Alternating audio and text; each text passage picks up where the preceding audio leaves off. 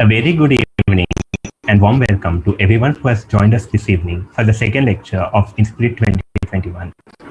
I am Kalva Dhanush, a manager at Entrepreneurship Cell, IIT Madras, and I'm honored to welcome our guest for this evening, Mr. Ashwin Damera.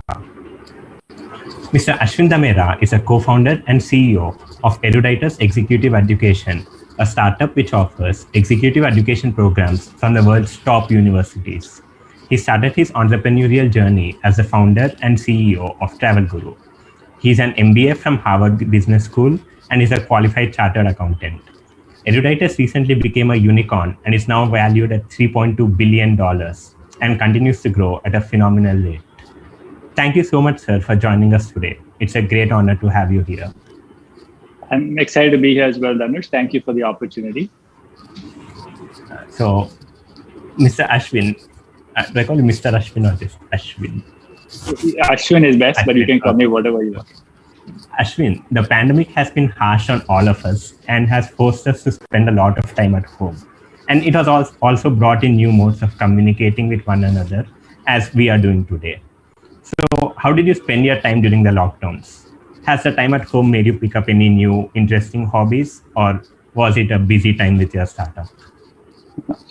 Yeah, so, I have two kids, and one of the good things about the pandemic, there are obviously many horrible things about it, is that I don't have to travel. The work that Eruditus and the online arm Emeritus, the work that we do is with universities, predominantly in the US, some in Europe, but also many in India now. And so I was away for at least 3-4 months living off a suitcase. But because of COVID, I can do most of it virtually and I can spend time at home. So the biggest advantage for me is time with my kids. And then when you spend time with your kids, you obviously learn a lot. So I have relearned my storytelling skills. As a child, my grandmother on my mother's side, but both grandmothers used to tell me a lot of these stories from Amma Chitrakatha and all of these Karadi tales, many bunch of stuff. So I have started, reliving those and reenacting those with my kids, which I think is one new skill or capability that I picked up during the pandemic. The circle of life. I remember most of us have grown up reading those stories. So I want to talk a bit about your first venture. So you started Travelguru right out of Harvard Business School. You probably had student debt at that time and maybe a few tempting job offers too. So what persuaded you to leave all of that behind and come back to India to start a business? Yeah, it was crazy. It was mad. I'm sure some people thought I was mad. Maybe I had so many self-doubts because all of what you said, Dhanush, is true. So I finished 2 years at my MBA at Harvard Business School. I had an offer to work at McKinsey in the New York office. I had about $125,000, so about little more than $1 crore in student debt. And if I'd worked in McKinsey, maybe in 2-3 years, I would have paid it off. I had a sign-on bonus. I'd been working in New York City, but in an international market, I would learn a lot. And yet at the same time, this Travelguru was actually a business plan contest runners-up at Harvard Business School. It was a field study that I had done as part of entrepreneurship, which I was very excited in. And since we had come runners-up, I felt, maybe there is actually a viable business that can come out of this. Fortunately or unfortunately, 2 of my very good friends wrote a first check. So they gave me $200,000, about 1.5 crores, and said, look, we don't know about this business. We don't know how it's going to do. We know you're a good guy.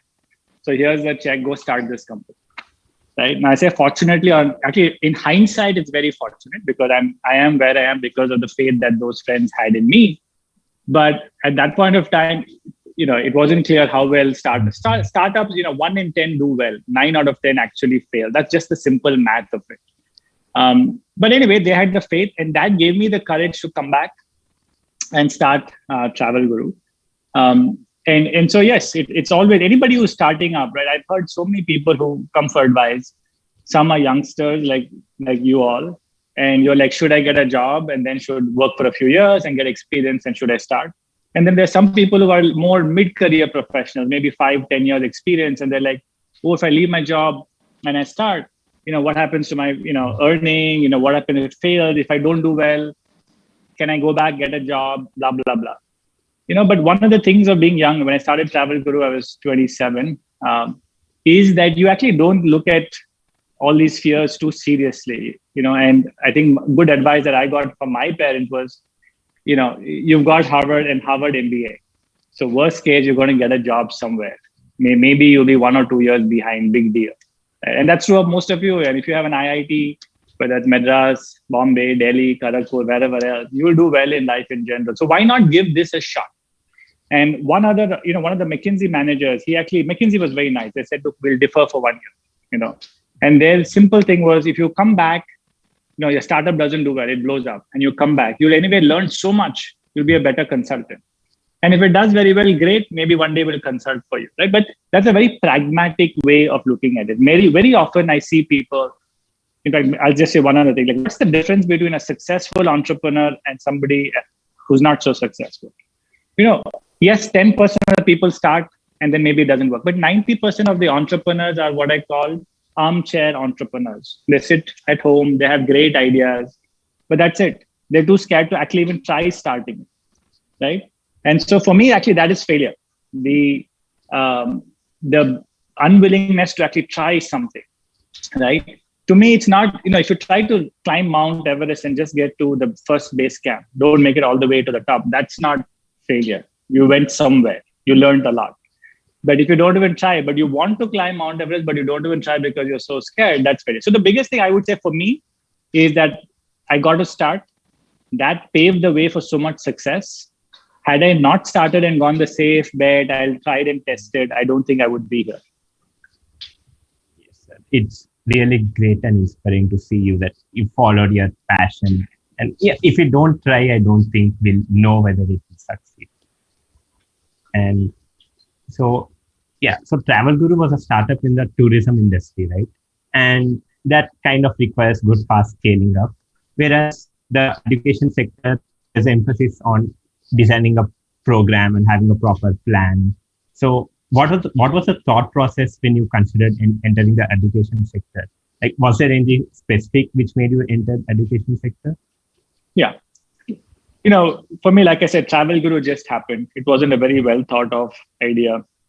But after Travelguru was acquired by Travelocity, I had 1 year to really think about what do I want to do next. Mm-hmm. And I was also a little older, maybe 33, that age, wiser from the first startup. Second time entrepreneurs are always better than first time entrepreneurs. As a rule, there are obviously exceptions. But one thing I realized, and I think everybody should realize is, 1 in 10 startups succeed as in become really big. 9 out of 10, will either shut shop, or at least half, or 4 out of 10 will shut shop in the first 12 months, 2 years. And 4-5 out of the 10 will be small businesses. They will never become very large. They will be niche businesses. And so I said, look, if I'm going to spend the next 10 years doing something, I don't know. Nobody can predict how big your startup will be. Like, anybody who looks back and said, oh, I knew from day one I'm going to be a unicorn, that is very immodest. It's not true.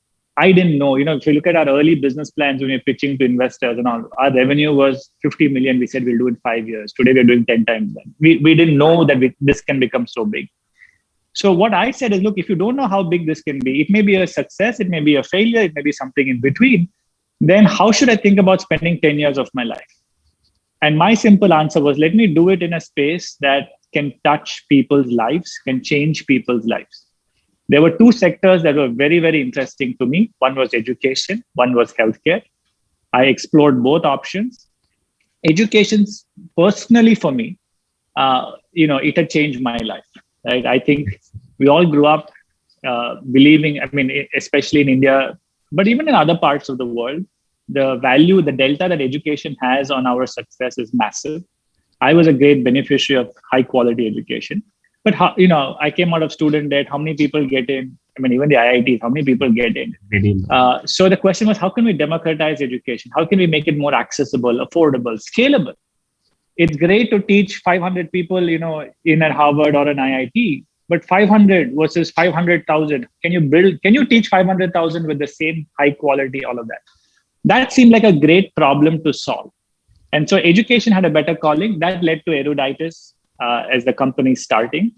And we were the very first few years, we said, let's focus on high quality. So our first university partner was INSEAD. The second one was Wharton. Third one was MIT.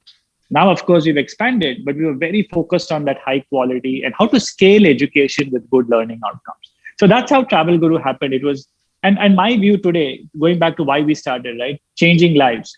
In the last 12 months, about 100,000 students have enrolled in various courses that Eruditus and Emeritus offer.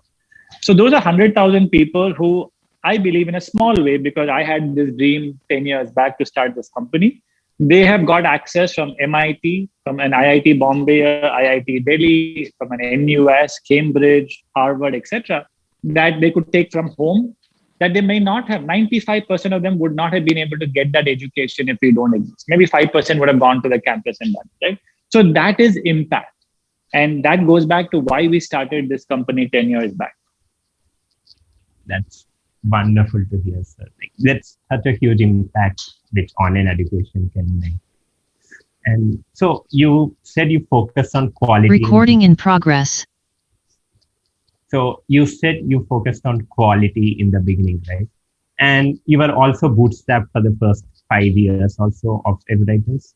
So Is there any particular reason, was there a relation? You didn't actually go for funding till you wanted to expand. So how did that benefit you? And is there any opportunity you think you missed because of that? So, especially today's environment, anybody, even before they start a company, they're like, who should I pitch this idea to? How much money should I raise? It doesn't help when, like, in a few days back, the headline is the fastest unicorn company called Apna, 26 months, which is great for them. But that's the output metric. The input metric should always be here. Any entrepreneur who's starting should always think, look, am I solving a problem that I am passionate about? The next question is, how big can this be? The next question after that is, where should I raise money for? When? Blah, blah, blah, right? Versus, I'll raise money and I'll do this. So for us, we started in this process, right? So are we solving a problem? And we wanted to see that, look, if we can do these programs, which are part in class, part online, does the student actually benefit? There's no point trying to scale it before you really understand that. So we were doing these 1-year programs. We wanted to wait a year, 2 years to see whether the students are getting better jobs, promotion, blah, blah, blah. And then, of course, also when you work with these elite universities, it's difficult to sign them. They take, many years. I went to my alma mater, Harvard Business School. They took 6 years before they said yes to work with us. Luckily, my co-founder Chaitanya had worked at INSEAD. He's Bits Pilani, worked at INSEAD, and INSEAD was a little faster to say yes. But in the first 5-6 years, we were really focusing on product market fit, right? And thinking about how do we scale learning outcomes with high quality. Thereafter, once we knew that that was the case, we decided to scale. We decided to go online. We decided to go global. And at that point, raising money made sense. But before that, it didn't make sense for us to raise capital. We got from $0 to $7 million in revenue before we raised capital.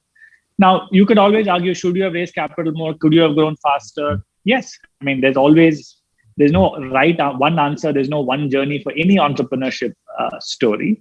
But I think in hindsight, we did the right thing. And we also raised it at the right time. If we were raising today for the first time, it's too late. Yeah. But in 2016, when we raised the first round, I think it was the right time. And talking about funding, you started trying to raise funds from 2016, but I read an interesting article in Forbes which says initially investors were hesitant to fund your startup because the amount you were looking for was too small. And they also wanted to see if there was similar startups elsewhere, and they couldn't find many such things. So what was the general attitude of investors back then towards EdTech and towards Eruditus, and what challenges were there at that time? So, EdTech in 2015-16 is not what EdTech is today. Even entrepreneurship in general in India is not what it is today. So one is, investors want to say, look, is there a model like this that's worked in China or US? Mm-hmm. So in Travelguru, we would say, hey, we are Expedia for India. Oh, yes, we get it. Expedia is, $20 billion. So maybe in India, you can be $1 billion company. Okay, so I'll invest for, some valuation. Very simple for them to understand from a macro level. But what Eruditus was doing, there was no ditto, paste, copy, control C, control V model from US and China. We were doing something different. So there was no easy answer for that, right? So that was number one. Second is, we were at that point of time predominantly an offline company going online. And many investors didn't like that. They wanted it to be completely online, right? And we were raising less capital. We were looking to raise more money. In fact, even investment bankers said no to us, saying you're raising so little money, it's not worth our time. So there were many reasons. And then when we actually went to raise this $4 million, through my network, I had raised money before in Travelguru. So I had a network. I went and pitched a lot of people who I had known. And 20 or so firms said, no, look, we like you, but this business is not investable. And like I said, Dhanush, when I started, our 5-year plan in 2015-16 was to get to $50 million in revenue. So they just didn't think it was big enough, I suppose. But, look, as an entrepreneur, you're never deterred. In fact, as an entrepreneur, you always hear no's. You always have doors shut on your face, but that never dissuades you. If that dissuades you, you will never be an entrepreneur, right? I like to tell people, I don't hear a no. I hear a delayed yes. And my job is to convince you why it's a yes. Look, it's your prerogative as an investor to say no. It's my job to convince you to say yes, right? So in fact, Bertelsmann, who led our first round, had first said no. And then over time, you stay in touch, you prove your questions that they have, you're able to answer them, you're saying it. But our first round was actually, I went back to my 2 friends who had written the first check to Travelguru. I was talking to them about this. One of them in New York, he had started a small fund called Ved Capital. And he said, okay, Ashwin, I'll write you this check. Right. So over a meal in New York, we discussed valuation, a check size. He wrote the first $1 million. And so we were going to raise 4, but we could only raise about $1 million. We had some friends and family also write some checks. And that's how we started. And look, now you're raising crazy amounts of money, etc. But it's a different story. But the other message here is just because investors say no, don't be deterred, because they see the world from a certain perspective. An entrepreneur always sees things that other people don't see. Like I like to say, look, as an entrepreneur, you see the future. It's so bright, but it's so bright that nobody else can see it, right? You can see it. Now, of course, the other extreme of that is that you're crazy and you see stuff that so obviously other people know is not going to work. So that's an extreme case. But don't be deterred. That's my lesson that I always try to tell people. People will say no, but no entrepreneur started out by somebody saying, wow, this is a brilliant idea. It's perfect. It's going to be excellent. Just go do it. No, everybody has questions on every single model, right? But that's the role of the entrepreneur, is to overcome, right? And I also like to say to struggle, to strive, and to seek, but never to yield. That's not my line. That's kind of from Ulysses, Alfred Lord Tennyson, but that's it. To struggle, to strive, to seek, and never to yield. Problem solving is an important part, I guess. And so you also talked about when Emeritus came in, you went global, right? So with that, what challenges did you face while expanding to other countries? And like in terms of scaling up, finding new students, because by that time, there would have been a bit of credibility in Indian students, right? But then expanding to other countries is a whole new challenge. So how did you overcome those challenges in general? Yeah, so Eruditus was predominantly classroom in India. We created a sub-brand, Emeritus, that would do online and would do global. It honestly wasn't very, very difficult for us. So from India, we had already expanded to Singapore and to Dubai. So we were looking at regional markets. The US was the next obvious market. I wouldn't say it's an easy market, but they speak English. I was educated. I spent 2 years doing my MBA there. My co-founder had gone to Europe. So we were kind of familiar and we could figure out. The key to any expansion in any market is people. Can you attract the best of the best people to come work for you? And can you align them to the mission of what you're building, right? So I think we've been extremely lucky to do that. So for example, we hired a person called Lisa Rowe, heads up university partnerships for us. Now, she's a PhD from Harvard Business School. She's taught at Harvard Law at Georgetown. So how do we convince somebody like her to join us, right? That's the key point. When we went to China, for example, our China CEO used to work at Udacity as the managing director of China, is a Stanford MBA, Wharton undergrad. How do you convince these people to come and work for a startup that is from India, that at that point of time had raised little capital, but had these global ambitions. And again, as an entrepreneur, look, you tell the story, right? You tell the vision of what you're trying to build. And every time I tell the vision or the mission, look, I've said this thing about making education accessible and affordable. I may be telling it and repeating it for the 1000th time, but I'll tell it with energy and gusto because I absolutely believe in it. And when the other person can see that in your passion, right, that's the first step. And the other step, of course, is, you working globally, you've got to embrace different cultures, different work styles. I don't believe that I know the answer for what's right in Latin America, China, Europe, or US. That local team has to answer that. My job is to enable, not to think that I'm the expert to do that. We are today a team of about 1,600 people. The next 12 months, we'll add another 1,000 people. About 75% of our people are in India, but 25% are outside of India. So global was something that was an intentional strategy for us. We actually made some mistakes. We've had some partnerships, joint ventures in China. We've done some hiring in LATAM that we had to reverse because it didn't work out. But then again, that's the nature of entrepreneurship, right? You try things, you learn, you come back, and then you succeed. So you had a great team and it was going global, and the student side is fine. So another question I had is, initially you managed to convince Inspirit to partner with you because of your co-founder, right? And how did you manage to convince other universities? Like right now, you have partnerships with all of the top universities, and there's a huge diverse set of students. So initially, at that point of time, they might have had their own courses with Coursera or edX. So how did you manage to bring them here also with an Indian startup?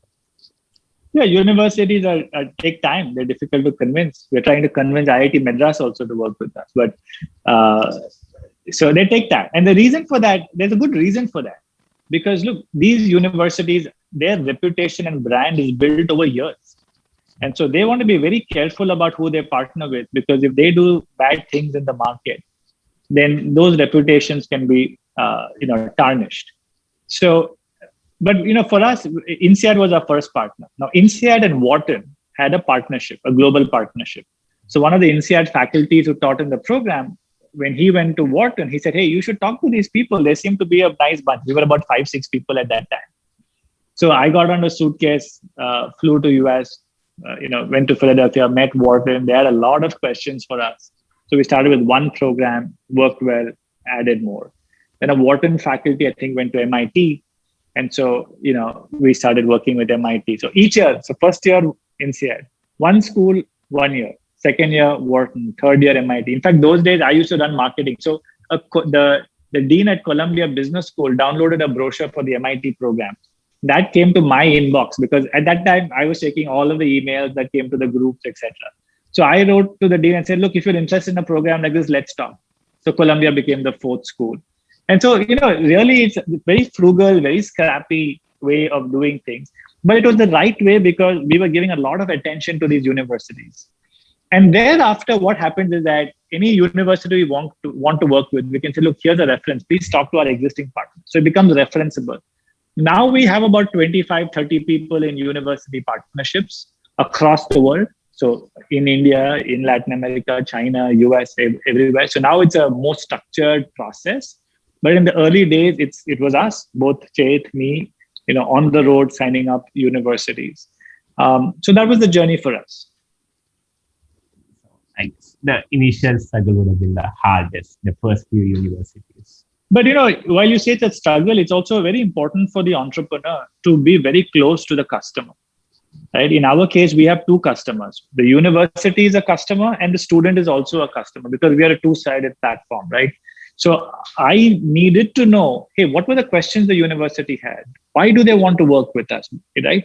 And what are the ways in which we can work very closely with them? There are many, many nuances with working with the university. Different parts of the university react differently. The business school, the engineering school, the medical school, there can be a division of computer science. Like with MIT, there's the business school, there's Office of Digital Learning, there's the computer science and AI lab, there's professional, there's so many parts. They have different motivations. Different faculty work differently. right? So you realize very quickly, especially in our business, we don't have a cookie cutter approach of saying, this is how we work with you. We actually have to tailor to faculty. We have to do so. When we started creating courses, we initially thought we can fly the faculty down in a studio, film them. No, we had to fly our people, and then we had to hire people locally to film on their campus. So you learn a lot of these things only when you're close to your customers. So I think, and today also, even though we are larger, there are many universities and many conversations with universities that I'm personally involved, because I, at no stage, however big we are, want to lose touch with our customers. And for us, the university is very, very important in our business model, right? So that's important.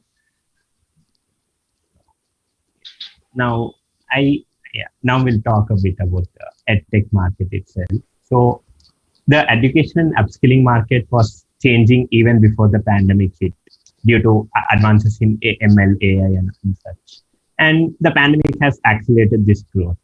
And the pandemic also brought with it, there's like a bit of fear in the minds of professionals. We might lose our jobs and we have to stay in touch with the times. So as a result of this, was there an increased demand for the courses offered by Eruditus and Emeritus? Or did you people predict this and make a few strategies beforehand? How did you adapt to this? If anybody tells you they predicted the pandemic, I mean, I don't know. I would run in the other direction. I mean, in the early stages. Even the early stages, I don't know. There are some people saying this is going to last 3 months, 6 months. I think, anyway, so much of life, so much of business is just timing. Things happen. They can be good, they can be bad. Like, if you were Book My Show, I mean, you were a great company before the pandemic, but unfortunately, no fault of theirs. They're a good bunch. What do you do? Right? If you're in the travel industry, or if you're in the cruise industry. So, but EdTech has definitely benefited. See, what has happened really is you take children, like my kids, they're 6 and 8, all the way to their grandparents who may be 65, 70. All of them, including us in between, are all learning online. And I'm sure you all are also learning online. So there used to be this myth that online is inferior. It has to be classroom, and if you can't see and interact with each other, it's not effective. To a great extent, that bubble has been bursted. Now, there are still some cases where classroom in person is better. Nobody is arguing that, but there are so many cases now we all can agree that, look, online is quite effective. For us, the biggest thing was not that, hey, a lot of students came online. That was already happening. For us, the reluctance was at our university side, right? Even, for example, if I talk about India, say the IITs or the IIMs, they would say, look, we're turning away students. Why do I have to teach online? Right? And then they realize that, look, a lot of the professionals who used to come for these part-time courses, but even their full-time courses today that they were teaching face-to-face, you can reach more people through online. So now the institution as well as faculty are more excited. I mean, IIT, hats off to that BSc program that they launched. They got 8,000 people. I think it's a data science program, 8,600 odd people. Amazing, right? So that's access to high quality education. Now, without the pandemic, would that have happened? I don't know. And by the way, so there are 3 players in this, right? There are players like us who are the platform. There is the institutions or the provider of education. There's the consumer of education, that's the students. There's also government, which is very important here. And what's happened across the world, including India, is the government has started promoting more and more online education, whether in India, whether it's NEP, NRF, or even they're allowing now through NPTEL, credit transfer, etc. So many things have happened that has benefited us. But for us, look, our courses go anywhere from 30,000 rupees all the way to 20 lakhs for the programs that give you a degree or alumni status. So somebody is not just going to go and take a course because they're sitting at home and have more time. That's not the type of serious, frivolous learning we have. We have serious courses. What has helped us significantly is we now have more courses coming, right? So in the last 12 months, we've signed up more universities than we have in the last 10 years. In the last 12 months, we've signed up 3 times more new courses than we have in the last so many years. That is the biggest transformation for us. And that is really because all of our partner universities and new partners are all going online. There's this tectonic shift towards online education, I guess, because of the pandemic. And yeah, the pandemic also is causing a lot of buzz in the Indian edtech sector. And some reports suggest it's going to grow 10 times in the next 5 years. And right now, there are over 4,000 edtech startups in India. So in this scenario, right now, there are few top players, right? And they are on an acquisition spree and are going into K-12 sector, higher education and all. So right now, the market is going to grow, but there's also a lot of heavy competition. And it seems like all the different markets have been already tapped into and are saturated. So what do you see coming up next in the edtech sector? Look, I think higher ed or K-12, these are massive markets. I always say no one Eruditus or no one Byju's, I think you were referring to Byju's, or no one Unacademy or whoever else it is. We can't solve the entire education challenge of the world. Like you take India, for example. In India, only about 27-28% of students who finish high school are going into college. When I mean college, I mean bachelor's. So that number is 27-28. Now we say we have a very large demographic dividend, right? 300 million young adults between that 15 to 25. But if only 28% are getting a college education, what about jobs? How will they get? And by the way, even a lot of people who are getting college education are not getting. So, but if you don't, how is that demographic dividend going to come? In my view, if you don't educate our young population, it's going to become a demographic curse, but maybe 20, 30 years later. So if we want to take that 27% gross enrollment ratio and make it 40%, where China is, US is at 80. By the way, this 27% is about 30 million people in bachelor programs. So if that 27% has to go to 40, we have to take that 30 million to about 40 million approximately. So 12 million, 13 million new seats have to come up for education. Can one person like us do it? Can brick and mortar do it? Can all of the IITs, IIMs, all of the other institutions together do it? No. But if an IIT now says, instead of just accepting 2,000 people, I will also through online teach a further 20,000. And all of us allow all such high top 100 ranked institutions do it. Yes, we can close that gap. Instead of one player like us, if there are 100 players like us. See, not everybody needs a course from an IIT. There's also kind of skilling jobs. There are many other kinds of jobs also that need training, right? We are not playing in that space. So we need people to play in that space. You need apprenticeship programs. You need a bunch of stuff. So I'm actually, again, what is our mission, Dhanush? I come back to it. Our mission is to make high quality education accessible and affordable. If some other company does a good job doing that, great. Right? And let them do it, and they must do it. So if somebody does it in K-12, important, because even this number of 27% from high school to college, but so many people don't even go to high school. So if somebody can solve the high school problem, even better. So that's how I look at it. Now, the only concern I would say is, yes, there's going to be consolidation, which is good. What I hope that all of the companies who are growing in this space always remember is we are in education. Okay, in education, there's something, I won't say sacred, but there is something about education that it has to always be based on learning outcomes. It's not a complete commercial, I'll do what I want to just grow. Like, for example, in Eruditus, one of our values is when you speak to somebody on the phone as a program advisor, right, and they're trying to counsel you, we don't pay them incentives based on sales. Because if you are calling us and saying, look, I'm interested in this program, should I do this program? The program advisor should be able to tell you if it's so that, hey, this program is not good for you, or you don't need this program. But if you're going to pay them some money, if you convert the person into a student, they're going to tell you, come what may, do the program, very good for you. That is not how education should be sold. Now, I can give you many other examples, false advertising, misleading etc. These things we should be careful about.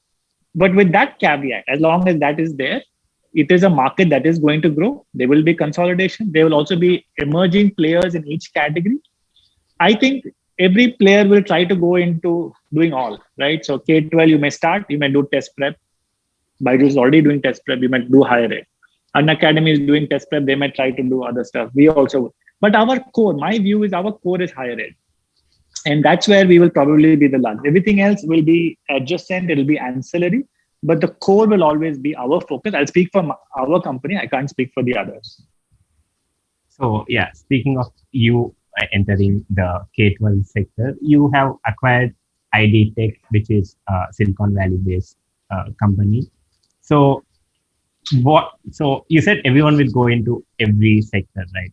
So that is feasible because there's way too much of a market and it's not possible for one player to be in there. So what are your current plans with IDTech? See, IDTech we acquired not so much as an entry into K-12. IDTech is a skilling platform for young adults. Okay, so for example, we already were offering programs on coding, data science, game design, or creative like Adobe or Photoshop. We were already offering courses on these kind of topics. They do similar stuff for younger adults. They are not teaching CBSE, ICSE curriculum or the equivalent in the US. So they're not doing curriculum training. They're doing more of enrichment, extracurricular training, which is where we were. But we realized that, hey, it's exciting to extend that to a younger audience because again, see, remember I told you, if you can get more people to come through high school, then you can also. So we saw this thing of access to high quality education as being extendable to a younger adult. We don't do K-12, right? We are not doing, for example, early kids, preschool and all of that. And I don't think, look, it may change, but at this point, we have no such intention. We are focusing on closing the skill gaps that exist in the world. So if we have we do have an MIT coding course. We are now through IDTech teaching it to people who are teenagers, right? So that they may learn coding. Maybe they don't need college. After high school, you can get a coding job, right? Now, is that K-12? I don't know, but I call it skilling, right? So we are in the skilling space. That's how I would say that. Now, in terms of our growth plans, yes, we will look at M&A also. And even if we didn't want to, I think we have to because people around us are. But it will be in that core theme of skilling, of higher ed, of really great entrepreneurs who are aligned to that mission of access and affordability. That is very important for us. And if we find, and by the way, if you look at IDTech as well, that's what they do. They've given away $6 million in scholarships. If you look at the students who finish the course, 90% of their students go on to do undergraduate, right? About 95% take STEM as their major in undergrad. When they started, only 10% were girls because these are mainly STEM courses, but today it's up to 30%. They want to get it to 50%. So we love the focus on access. And so that is very important for us because like I always say, look, there may be some great companies who are doing fantastic things. But if it doesn't solve a problem of access, then it doesn't fit with our key DNA. That's amazing to hear everything we are doing to bridge the gap. So we have some questions from the audience, which we have collected beforehand and which are collected during the session as well. And I'll put across a few to you. So the first question is, Eruditus has a very high course completion rate as compared to other companies. What are reasons for that? Yeah. So, because the first reason is our focus has always been high quality education. And how do I define education? Education means that if you walk into the door as A, you should not walk out of the door also as A. There should be a delta of the person leaving, right? After you spend your 3 years or 4 years doing your bachelor's, hopefully you don't walk out the same person as you turned. And if you did that, that's not education. Education must have a delta, it must have a transformation. So that's the first step, how we define ourselves. So we have designed courses keeping in mind learning outcomes. If you're taking a digital marketing course, you must be able to go back after that course and run a Google SEM campaign, a Facebook campaign. You should be able to do analytics, attribution, A/B tests, all of that. So we build all of these tools into the course, hands-on simulation. We'll do 8 rounds of a Google simulation, etc. So as a result, it's more exciting to do these courses, honestly. The most boring course is, somebody lecturing on YouTube, you're watching, maybe having popcorn. And of course, that video will never be as exciting as Netflix or Hotstar. So after 5 minutes, we'll be on some other OTT platform. But if you can make it a 5-minute video with great examples and then make you do some group work with your people in the class, it can be virtual. And then submit a project. Many platforms, you submit something, nothing comes back. It's all auto grading. I mean, how boring. I mean, imagine if you submitted something after a lot of work and the faculty doesn't even write a few comments, give some encouragement, some feedback. So in our platform, people are reading assignments and giving feedback. So all of this makes students also excited. It's not only instructional design. You also have to do motivational design. Why must I turn up and do this course? Why must I finish? Just because I paid for it, people are not going to finish. Many times students are sponsored by their company, but even they, about 85 to 90% finish. So and this is why I said that you have to really have education focus, right? And then you will see completion, you will see career outcome all come as a consequence of that. And so the next question is, what is your net promoter score progression since you started Eruditus? Yeah. So our NPS is around 50. Now, there are nuances to this. It's a great question, but there are nuances to my answer. When we do NPS for programs that have large in-class component, it goes close to 70 or 80. Because you have graduation, you have meals, dinners, you have visits to the campus. I mean, that experience is always very, very, very special. Right? And a lot of interaction with the faculty. For our online courses, it's around 50. When we started, it was closer to about 30. In fact, anytime we go into a new topic area, so let's say we were very strong in digital marketing, we launched a course on cybersecurity. The first run of the cybersecurity course may only be 30. But then we redesign, we rework, we take the feedback and try to get about 50 to 60. Right? So there's an evolution for a course also. Before then it settles down and okay, we've got it right. Many times we lose out a little bit on the NPS because our courses are a little difficult.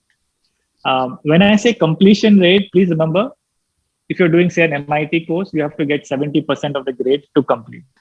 You can watch all the lectures and submit all the assignments and still not complete if you don't pass. So completion for us, because we are working with universities, it's true of IITs also and IIMs, they don't make it easy. But I think that's how it should be. Because look, at the end of the day, when you get a certificate, a recruiter or you yourself should be proud that, hey, I've learned something and the certificate means something. It's not just paper to put a stamp on. It has to mean something, right? So sometimes it becomes a very difficult. And then, of course, those students who don't finish, they're not going to be giving us a very good promoter score. So NPS will fall a little bit as a consequence. But then if it's not, if it doesn't have value, then there's no point. The quality education needs to be there. Right. So the question is, can we get our NPS from, say, 50 to go closer to 70? We'd want to, but is it very easy to do? Is it even possible? And let's see. At this point, I think 50 is kind of where we have capped. So the next question is, so yeah, you mentioned about the team you had, right? And it was the teams at each place which took care of most of the stuff. So how do you find the right people for your team? You mentioned a couple of people you wanted to get into your team and you got them. But how do you know? There are like a lot of people in the world. So how do you select people? Yeah. What qualities do you look for? Okay, great. Very good question. The first thing I'll tell you is that as an entrepreneur, but actually it's true of most businesses, make hiring good people your number one priority. A lot of times people believe that their job is, I need to do a pitch to an investor. I need to do this. Or I need to pitch to a school. I need to do it. That's all great in the early stage. But as you become larger, you need to have people who can do that for you and who are better than you. The first 10 hires that a startup makes, the first 10 hires, including co-founders, that will make or break the startup. If you hire A+, you have a certain trajectory. If you don't, you'll have a different trajectory. It won't kill you, but you will just go much slower. So then how do you make sure that you hire the best people? So first of all, make hiring a priority. What does that mean? You're trying to hire a marketing head. You interviewed 3 people. As an entrepreneur, you're so busy. You're like, okay, in the 3, this person seems really good. No, that's like settling. Interview 30 people if you need to. It's a lot of work, much easier to say, right? And then you know who you want to hire, right? So make it a priority, and it's very difficult to do. The second thing I just say is, as much as you can hire from your network, hiring in general, the average statistic is 50% of the people you hire will turn out to be bad people. Not because they're bad people, but they're bad hires. They don't fit the role. They won't do what you want. 50% will be good, right? So that's just the nature. It's like rolling the dice. It's a probability when you roll the dice. Now, you don't want to be rolling the dice for key hires, right? So how do you make it better? The first thing is referrals. If you can hire people who come from, and this is where an investor can be helpful. Like our CTO, we hired because he had worked at Sequoia portfolio company before.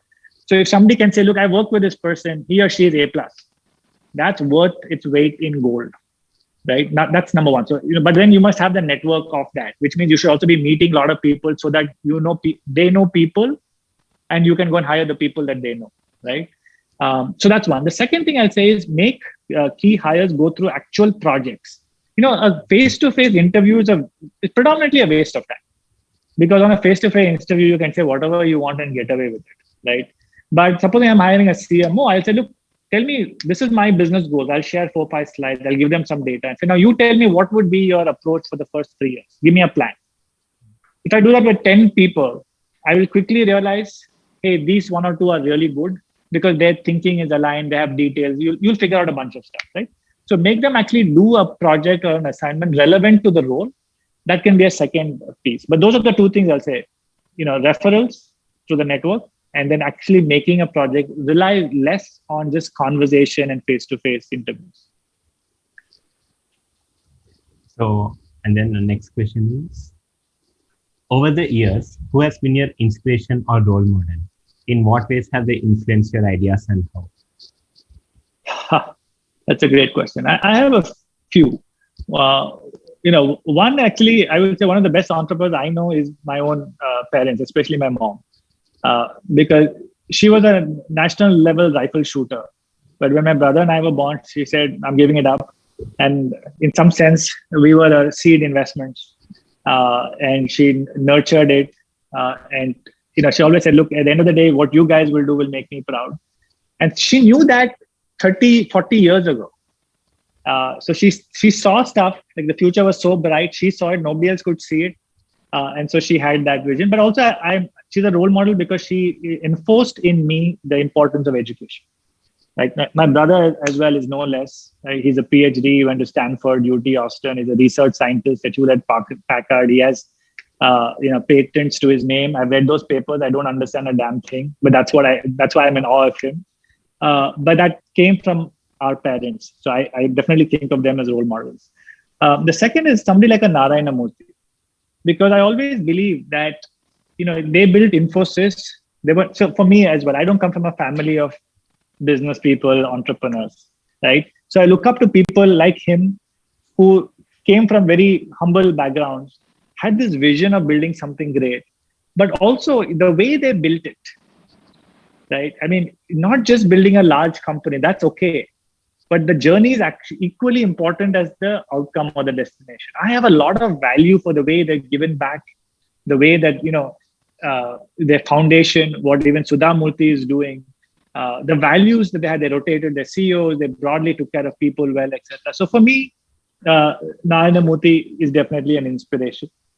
I would also say that, when I was doing my internship at Harvard Business School, I was interning for a company called JetBlue, and I worked for their Chief Operating Officer, Dave Barger, for about 2 months. And just shadowing him and following him, he was a role model. He was an inspiration. I may not have become an entrepreneur if not for him. And last one is my professor, Bill Solomon, who taught entrepreneurship again at Harvard Business School. Because of him, look, I went to Harvard Business School thinking I'm going to go to McKinsey or Goldman Sachs, work 3-4 years, and then figure out what to do. I never went there thinking I'm going to become an entrepreneur. Today, I can't do anything else. But the way he taught, I mean, we all have some faculty, right, who just they're so inspiring, they're so exciting. You just feel like, hey, I want to do this. He was that person. So these are some of the role models in my life. Yeah. And you have overcome all the fears, I guess. Not overcome, but you have learned to live with the fears and still, build your startup. And that's amazing, right? Because none of us know what will happen, and you have taken the lead.